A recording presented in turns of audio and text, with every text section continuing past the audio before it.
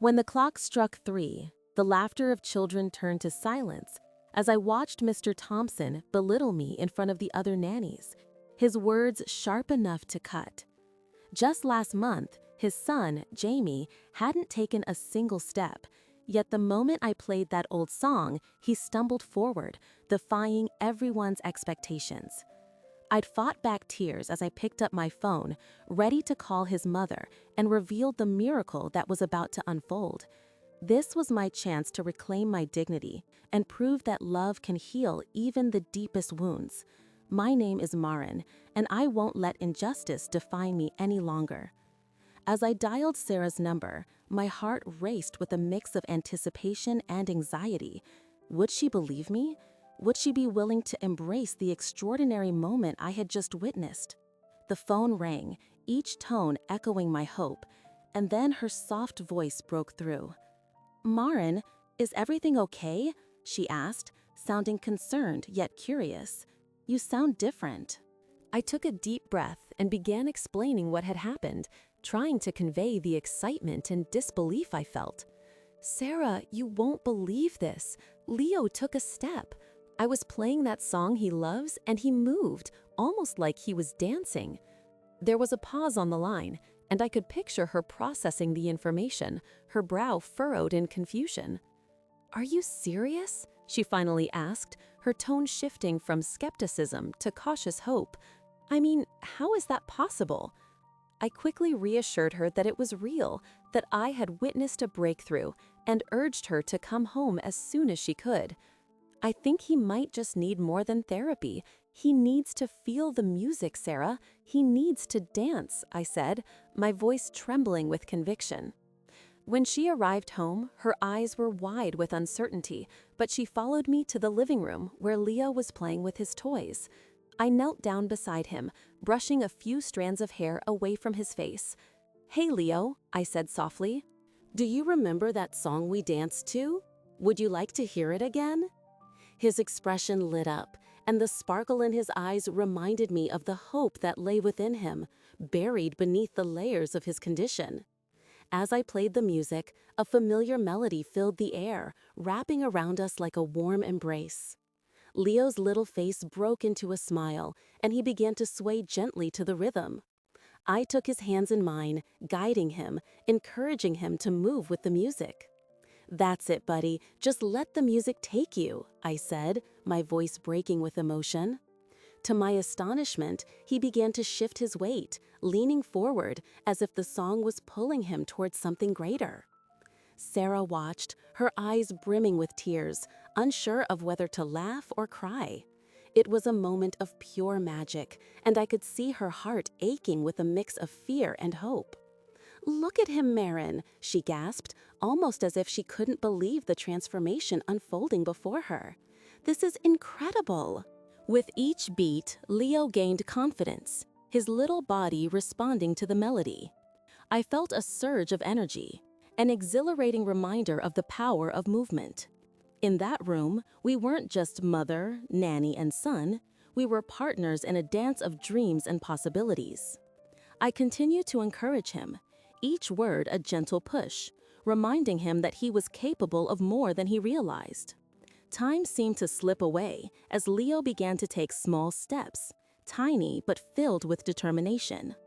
I caught a glimpse of Sarah, her eyes wide with disbelief. Yet there was a spark of excitement igniting within her. "Marin, I can't believe this! Leo, you're doing it!" she cheered, clapping her hands, her voice dripping with pride. Her enthusiasm enveloped us like a warm blanket, fueling our shared moment of hope. But as the music swelled, I could feel a familiar weight pressing down on me.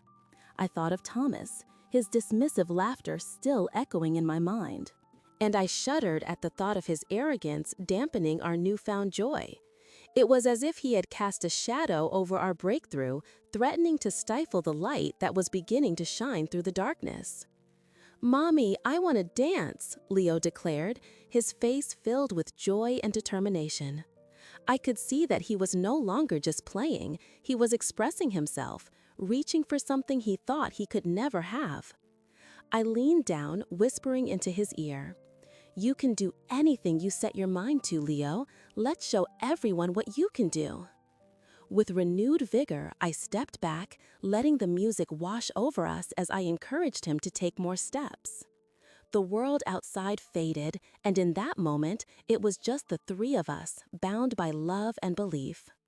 Leo took another step and then another, his laughter mingling with the melody, creating a beautiful harmony that echoed through the room. "Look at him go!" Sarah exclaimed, her voice filled with awe. "He's really moving." It felt as though the walls around us were crumbling, and with each step Leo took, we were breaking free from Thomas's oppressive expectations. I felt my heart swell with pride as I watched Leo's determination transform into something beautiful. Suddenly, the door swung open and Thomas stepped inside, his confident stride interrupted by the unexpected sight before him. "What's going on here?" he demanded, his tone laced with skepticism as his eyes narrowed. I braced myself for the condescension I was sure would follow, but instead, I held my ground. "Leo's dancing," I said simply, meeting Thomas's gaze with an unwavering resolve. "He's learning to walk." His expression shifted, confusion and disbelief battling for dominance on his face. For a moment, it seemed as if he might actually care, but then his arrogance resurfaced, and I could sense the condescending retort bubbling beneath the surface. "Dancing doesn't make him walk, Marin," he scoffed, dismissing our moment with a wave of his hand. His arrogance felt like a cold wind cutting through the warmth we had built, but I refused to let his words taint our magic. "Maybe it doesn't," I replied, my voice steady, "but it gives him the hope he needs. Hope is powerful, Thomas. You should try it sometime." For a split second, I could see the slightest flicker of uncertainty in his eyes, but he quickly masked it with a haughty grin. "Well, good luck with that," he said, striding past us, his indifference palpable. As the door clicked shut behind him, I turned to Sarah and Leo, realizing that despite his callousness, our moment had not been diminished. We had each other, and together we would continue to push through the barriers that Thomas erected. With renewed determination, I encouraged Leo once more, and we embraced the music, ready to dance our way toward a brighter future, no matter the challenges ahead. As the soft notes of the piano filled the room, I turned my attention to Leo, who sat in his wheelchair with wide, hopeful eyes. It was astonishing how the right music could evoke emotions that words often failed to express. I knelt beside him, taking his hands in mine, feeling the warmth of his small fingers. "Are you ready to dance, Leo?" I asked, my voice gentle but filled with enthusiasm. He nodded eagerly, his face lighting up with excitement, and for a brief moment, the weight of Thomas's harsh words faded into the background. The first melody began, and I guided Leo's arms to sway gently to the rhythm, mimicking the fluid movements of a dancer. I had often thought that dance was not just about movement, but also about connection between the body, the music, and the spirit. As I moved alongside him, I could see the spark of joy in his eyes, a glimmer of hope that perhaps, in our little world of rhythm and melody, he could feel free and unburdened. Each sway and gentle twist brought us closer, and I could see the power of possibility awakening within him. "Imagine you're floating on a cloud, Leo," I said, encouraging him to let his imagination roam free. "What would it feel like to fly?" With each passing moment, I noticed the tension that usually enveloped him beginning to dissipate, replaced by an infectious giddiness. I danced with him, showcasing movements that were both graceful and playful, hoping to inspire in him the courage to dream bigger than his circumstances. Sarah watched from the doorway, her expression a mix of admiration and gratitude.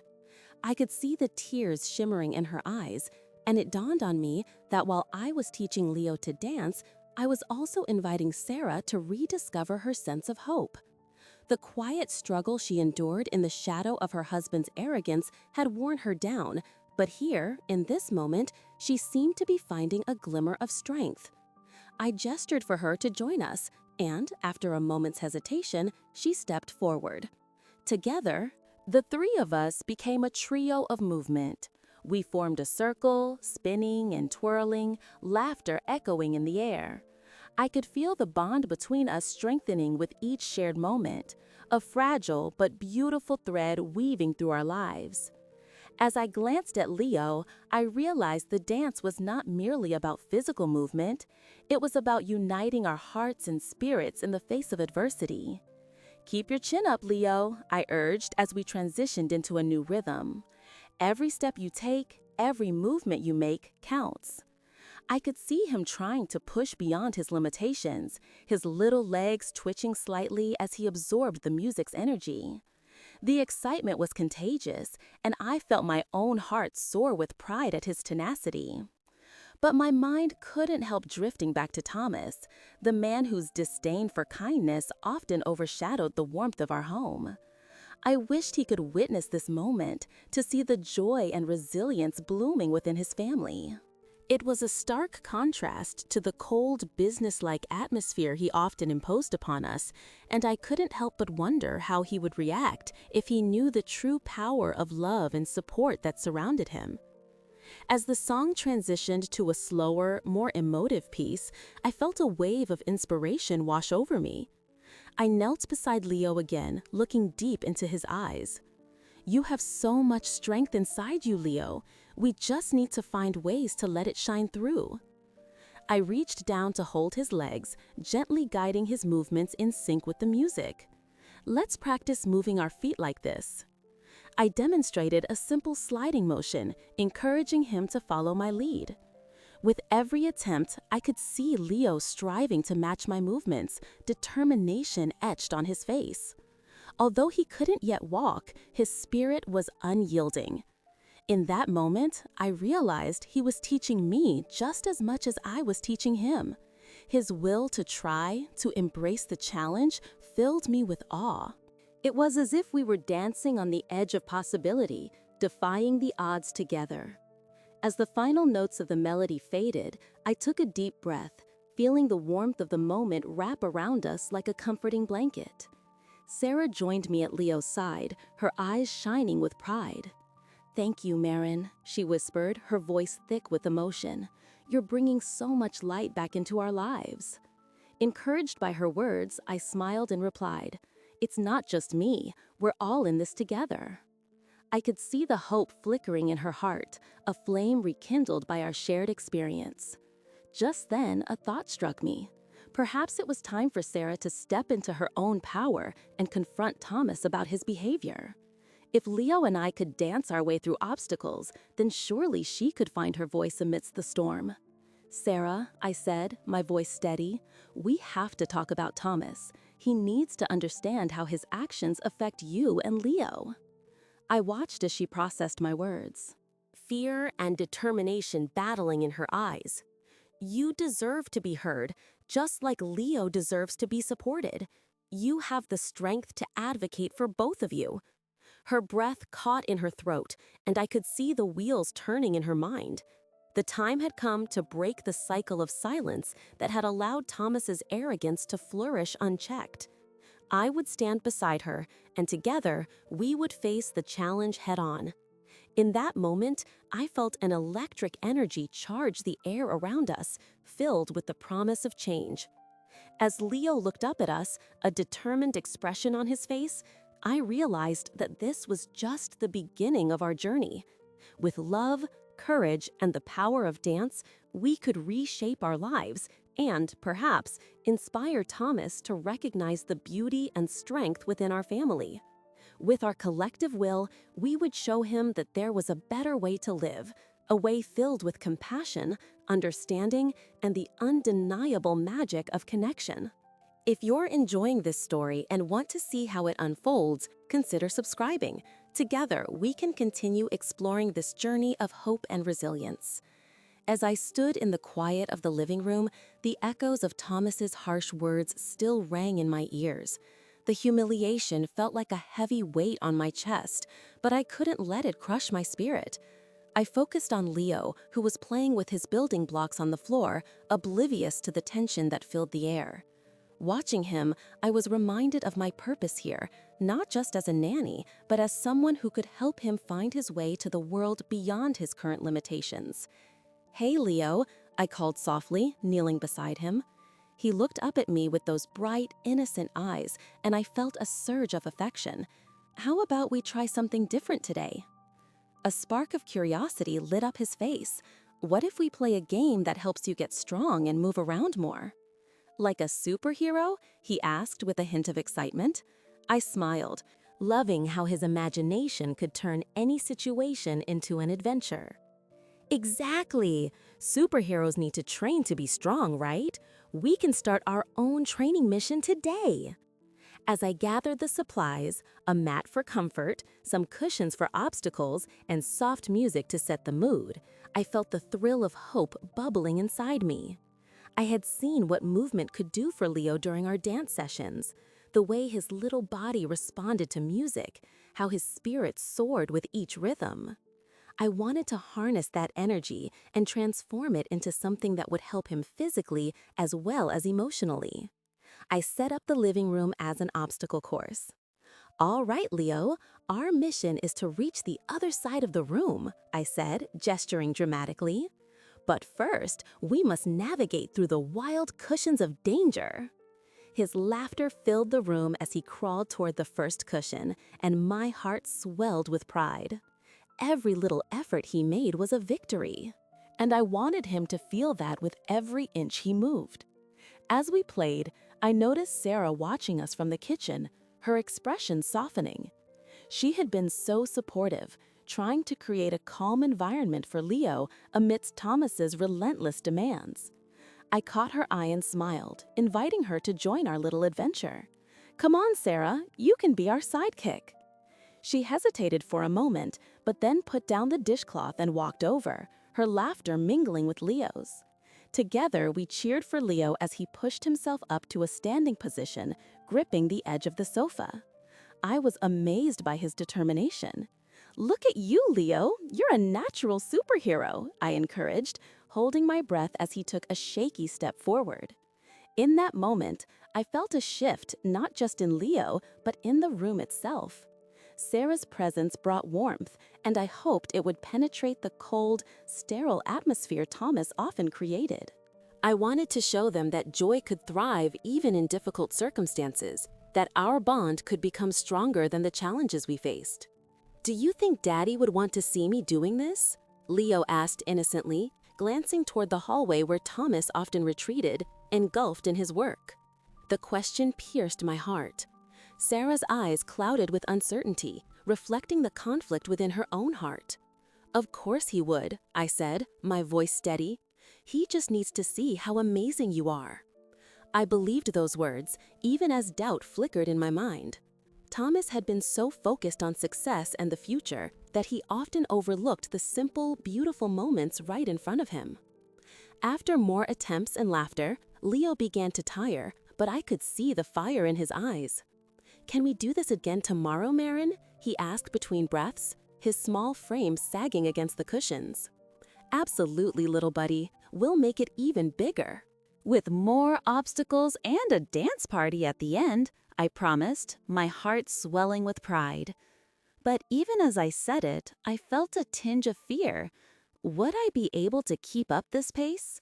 Would Thomas continue to stifle our progress with his relentless ambitions? That evening, as the sun began to dip below the horizon, I found a quiet moment to reflect. I sat on the porch, watching the sky turn from orange to deep purple, and felt a sense of resolve wash over me. I knew I couldn't change Thomas overnight, but I could create a ripple effect of kindness and compassion. If I could help Leo find strength, perhaps I could indirectly help Sarah find her voice. And together, we could encourage Thomas to embrace the joy and vulnerability that came from love and family. As the stars began to twinkle, I felt a sense of peace. I wouldn't allow Thomas's arrogance to dictate my worth or the happiness of this family. I was determined to continue with our superhero training and make every moment count. I would nurture Leo's spirit and show him that his dreams were not confined by his body. I would use the power of movement and dance to help him discover the freedom within himself. It was a beautiful and hopeful plan, one that I was committed to unfolding. I could already envision the day Leo would take his first steps, buoyed not just by physical strength, but by the unwavering belief of those around him. And perhaps, as we witnessed that miraculous moment, Thomas would finally see the light that could heal not just Leo, but the entire family. With renewed determination, I set out to create a series of dance sessions for Leo that would not only help him physically, but also boost his spirits. Each day after school, we would transform the living room into our stage, filled with bright colors, soft music, and the kind of warmth that could thaw any tension lingering in the air. I chose simple, rhythmic moves that Leo could mimic from his wheelchair, emphasizing the joy of movement rather than perfection. I wanted him to feel empowered, to know that he could express himself without fear of judgment. The first session started cautiously, with Leo observing me as I demonstrated a gentle sway, inviting him to join in. At first, he hesitated, his eyes searching mine for encouragement. "Come on, Leo," I said softly, "just let the music guide you." Slowly, he began to sway his arms, a small smile blossoming across his face. I felt a rush of triumph. It was as if I had unlocked a door to a hidden part of him. Each session began to build on the last, and with every smile exchanged and giggle shared, I could sense his spirit lifting. Sarah often watched from the doorway, her expression a mixture of hope and concern. I could tell that she was struggling with her own feelings about Thomas and his relentless drive. It became clear to me that she was trapped in a dual role, supportive wife and protective mother. As she observed Leo transform through our dance sessions, I hoped she would gather the strength to confront Thomas about his harshness. Leo's laughter filled the air, a sound that seemed to dissolve some of the heaviness that typically loomed in the house. One afternoon, as Leo and I danced, I noticed Sarah join us, her movements tentative at first, but as she watched her son, she began to lose herself in the rhythm. I felt a rush of joy at this unexpected participation. It was a moment of pure connection, one where the burdens of adulthood faded away, and we became simply a mother, a nanny, and a son sharing joy. "See, Leo, this is what family feels like," I said, while we twirled in a circle, the laughter echoing off the walls. Despite these precious moments, the specter of Thomas's arrogance hung heavily over us. He was often away, consumed by his business dealings, and when he was home, the atmosphere was thick with tension. I could see the toll it was taking on Sarah. She often retreated into silence, her eyes clouded with worry, as if she were waiting for a storm to pass. I wanted to reach out and help her find her voice, but I was unsure how to approach such a delicate situation. One evening, after an especially joyful dance session, I found Sarah sitting on the patio, staring at the stars as though they held the answers to her dilemmas. I decided to join her, feeling that it was time to break the ice. "You know, Leo has really been blossoming," I said softly. "He's so full of life when we dance together."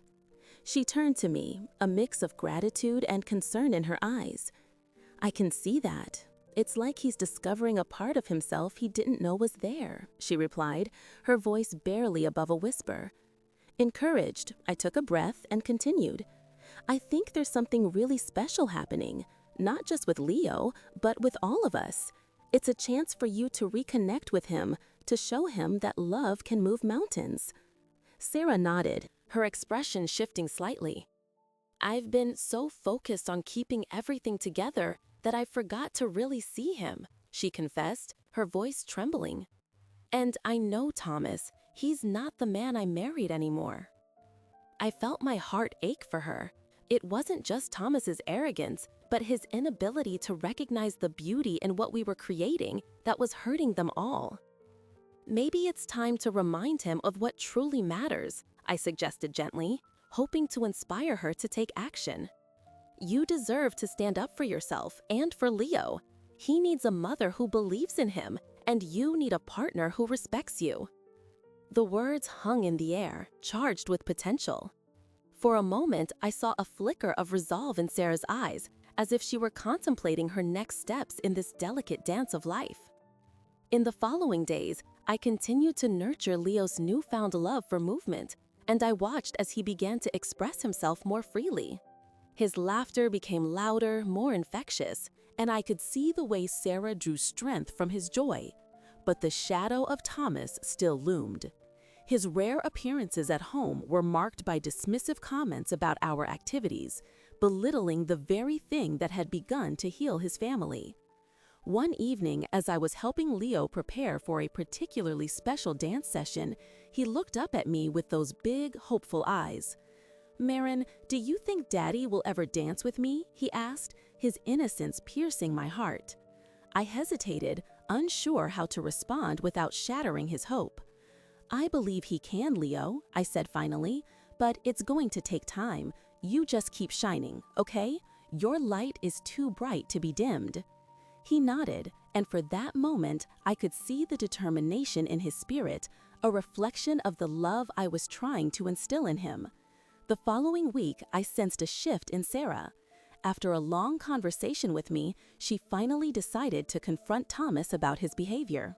I could see the determination in her eyes as she prepared for the conversation, and though I could not be present for it, I felt a swell of pride. She was ready to reclaim her voice, ready to stand for her son and for herself. As I sat with Leo on the living room floor that evening, preparing him for our session, I realized that I was not just teaching him to dance. We were both learning the steps of resilience, trust, and love. It was a journey we were on together, and I felt more hopeful than ever. Whatever the outcome of Sarah's confrontation, I knew that we were forging a new path, one filled with the promise of healing and transformation. And in that moment, as Leo and I began to move to the music, I could almost feel the weight of the world lifting, as if with every step, we were casting aside the darkness that had lingered for too long. As Leo and I swayed gently to the rhythm, I felt a surge of energy coursing through us. The music wrapped around us like a warm blanket, providing comfort and encouragement. I focused on his laughter, a sound that brightened even the darkest corners of my heart, and I realized how vital this moment was, not just for him, but for me as well. Each time he responded to my movements, it was as if we were creating a bridge between our worlds. I could see in his eyes that he was beginning to feel something profound and transformative. Together, we danced not merely to the notes of the melody, but to the unspoken hopes that lingered between us. While we moved, I noticed Sarah watching us from the doorway, her expression a mix of admiration and something deeper, perhaps a longing for change in her own life. I caught her gaze and smiled, inviting her in. "Come join us," I called out, motioning for her to step closer. For a moment, she hesitated, as if unsure whether to break the boundaries of her usual role, but the joy emanating from her son was too infectious to resist. Slowly, she approached, a tentative smile growing on her face. With Sarah by our side, the atmosphere shifted even more. I introduced her to the movements I had taught Leo, encouraging her to mirror our steps. As Sarah began to dance, I could see the tension in her shoulders ease, and for the first time in what felt like ages, she laughed, a genuine sound that filled the space with warmth. Together, the three of us became entwined in a choreography of healing, each step a symbol of our collective strength and resilience. It was more than just a dance, it was a rediscovery of ourselves. As the music faded into silence, I felt a stirring in my heart, a yearning to help Leo beyond our little dance sessions. He had already shown such promise, and I wanted to explore every avenue that could help him walk. "What if we set up a little outdoor space to practice?" I suggested, my mind racing with possibilities. "We could gather leaves and create a little scene that feels special to you, Leo. It could be like our own little world." Leo's eyes sparkled with excitement, and he nodded enthusiastically. "Like an adventure!" he exclaimed, his enthusiasm infectious. "Can we make it magical, with flowers and butterflies?" The idea took root, growing into something beautiful that could anchor our efforts. I could see the vision unfolding, and it made my heart soar to think about what we could create together. Sarah chimed in, her voice filled with hope. "That sounds wonderful, Marin. I can help gather the materials. Maybe we can make it a family project." I saw the flicker of a partnership forming between them, and it made my heart swell. The potential for healing was manifesting before us, not just for Leo, but for the entire family. Sarah was beginning to see the value in stepping away from the shadows of Thomas's harshness and embracing a nurturing approach that would allow them all to thrive. However, deep down, I was acutely aware that Thomas's influence loomed large. I knew that any changes we made could be met with resistance. I braced myself for the possibility of his disapproval, but I also felt a newfound strength. I would not let his arrogance overshadow the joy and determination that had blossomed within this family. They deserved to flourish, to thrive in a world filled with love and laughter. That evening, after we wrapped up our dance session, I found myself sitting on the porch, reflecting on the day's events. The air was cool and carried the scent of blooming jasmine, soothing my soul. As I stared into the distance, I could hear Sarah and Leo inside, their laughter spilling out as they discussed plans for their magical adventure. It filled me with a sense of purpose, a calling to keep pushing forward even in the face of adversity. Suddenly, the front door swung open, and Thomas stepped out, his presence demanding attention. He stood there, arms crossed and brow furrowed, surveying the scene with an air of skepticism. I felt my heart race, bracing for whatever criticism he might unleash. "What's all this?" he asked, his tone sharp. "I hope you're not distracting Leo from his therapy." Before I could respond, Sarah stepped forward, her resolve shining through. "It's not a distraction, Thomas. It's something that brings him joy. Moren has been teaching him how to move and connect with his body. It's healing, and we're making progress." Her voice quivered but held firm, a testament to the newfound confidence blossoming within her. Thomas's face twisted in disbelief, and I could see the gears turning in his mind as he processed Sarah's words. "Dancing? That's ridiculous. You think this will help him walk?" His arrogance dripped from each syllable, but I refused to let him intimidate me. I knew the truth of what we were trying to achieve. "Yes," I replied, my voice steady. "Movement isn't just about walking, Thomas. It's about empowering Leo, helping him feel his body in a new way. Every small step we take builds on something bigger." As I spoke, I could feel Sarah's hand gently resting on my shoulder, a silent act of support that gave me the courage to continue. His expression shifted, the conflict within him evident. It was a moment of reckoning, and I sensed that deep down, he grappled with the realization that his rigid views might not serve the family he professed to care about. I took a breath, feeling the weight of responsibility on my shoulders. This isn't just about Leo walking, it's about creating a bond, a relationship built on understanding and love. Isn't that what we all want for our family? A flicker of uncertainty crossed Thomas's face, and for a brief moment, I could see the man beneath the arrogance. It was an opportunity, a chance for him to reconsider the path he had chosen. I held on to that moment, hoping it would lead to a transformation within him as well. As the night deepened, and we found ourselves in a delicate dance of words, I thought about the stories we all carry. Everyone has a journey that shapes who they are, and perhaps, in sharing those stories, we could find a way to bridge the gaps that divide us. I wanted to invite others into this journey, to hear their experiences, and to create a community of support and understanding. Together, we could weave a tapestry of healing, one that embraced not just Leo's potential, but also the complexities of family dynamics. I felt a glimmer of hope rising within me, urging me to remain steadfast in my commitment to this family, no matter how challenging the road ahead might be. It was time to let love guide our steps and to inspire others to share their stories of resilience in the face of adversity. As I stood in the dimly lit living room, the echoes of laughter and the warmth of shared moments flooded my mind. I thought of how Leo's eyes sparkled with determination each time he attempted to move, and how my heart swelled with pride as he tried to emulate my dance steps. Our sessions had become a sanctuary, a space where he could forget the limitations that had been placed upon him, if only for a moment. I remembered the day he took his first shuffle across the floor, his small feet sliding clumsily but with undeniable zeal. In that instant, I knew he was on the brink of something extraordinary, and my own spirit felt equally revitalized. But I also felt a creeping shadow of doubt as I recalled Thomas's callous demeanor, which often dimmed the light in Sarah's eyes and weighed heavily on our fragile household. In the days that followed, I noticed a subtle shift in Sarah. Each morning, as I prepared breakfast for Leo, she would linger in the doorway, her eyes filled with a blend of hope and trepidation.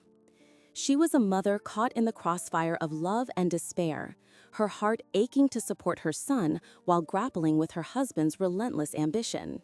It wasn't long before she began asking me questions about the dance sessions. Her curiosity piqued.